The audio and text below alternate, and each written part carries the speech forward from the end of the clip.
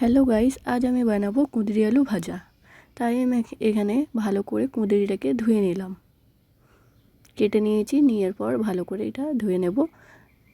দেখুন, এখানে কুঁদরিটা আপনারাও বানাবেন, মানে কাটবেন তো এভাবে কাটবেন, সরু সরু করে, তাহলে সেদ্ধ হতে সুবিধা হবে। তাই এখানে এটা ভালো করে ধুয়ে নেব। তারপরে এখানে আলু নিয়ে নিয়েছি। আপনারা যেমন আলু খাবেন তেমন আলু নেবেন। তো ভালো করে আলুগুলো ধোয়ার পর আমি এক জায়গায় করে নিলাম কুঁদরি আলুগুলো। তারপর এখানে আমি কড়া চাপিয়ে দিলাম, কড়াতে তেল দিয়ে দিলাম। তারপর আমি এখানে কড়ার মধ্যে পেঁয়াজ ছেড়ে দেব। পেঁয়াজগুলো ভালো করে ভাজা হবে, একটু ভালো করে নাড়াচাড়া করে নেব। পেঁয়াজগুলো ভালো করে ভাজা হয়ে আসবে, তারপরে আমি এখানে শুকনো লঙ্কা দিয়ে দেবো।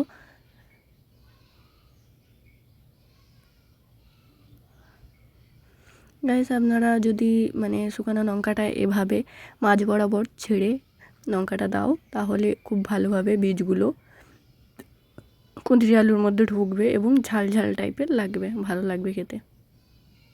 তাই আমি এভাবে লঙ্কাগুলো ছিঁড়ে দিলাম।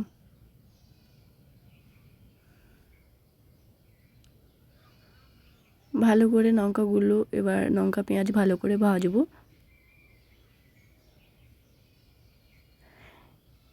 গাইস, আমার চ্যানেলটা যদি ভালো লাগে তাহলে লাইক, শেয়ার এবং কমেন্ট করবেন এবং সাবস্ক্রাইব করে দেবেন।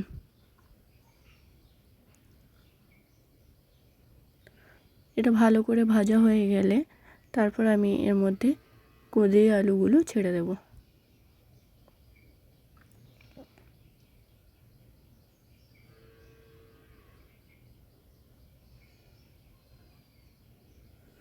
কুঁদরি আলু ছেড়ে দেওয়ার পর এটা যাতে ভেতরে তেলটা ঢুকে সেই জন্য ভালো করে নাড়াচাড়া করে নেব।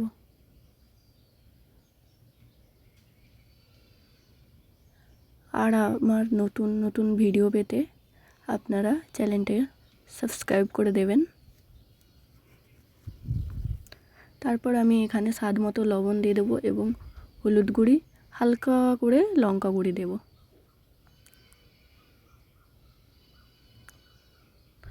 তারপর আমি এখানে অল্প অল্প জিরা গুঁড়ি, ধনিয়া গুঁড়ি দেব।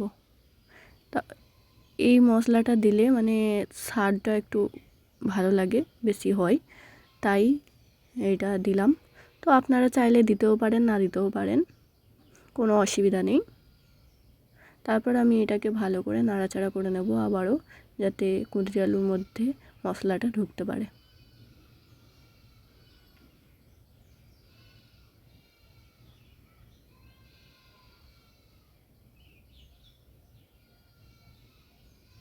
তারপর আমি এখানে কুঁদরি আলুটা সিদ্ধ হওয়ার জন্য ঢাকা দিয়ে দেব।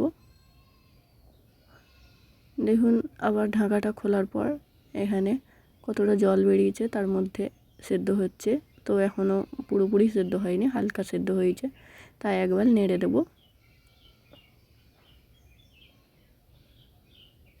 তারপর আবারও ঢাকা দিয়ে দেবো পুরোপুরি সেদ্ধ হওয়ার জন্য।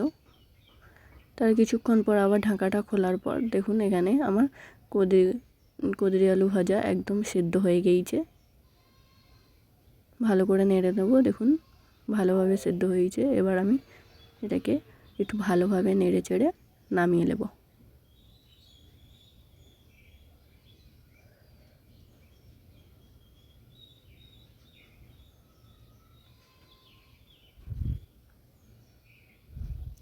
আমি ভালোভাবে নাড়াচাড়া করার পর এখানে আবার ঢাকা দিয়ে দেবো। ঢাকা দিয়ে কড়াটা নামিয়ে নেব। দেখুন, আমার এখানে কুঁদরি ভাজা কমপ্লিট।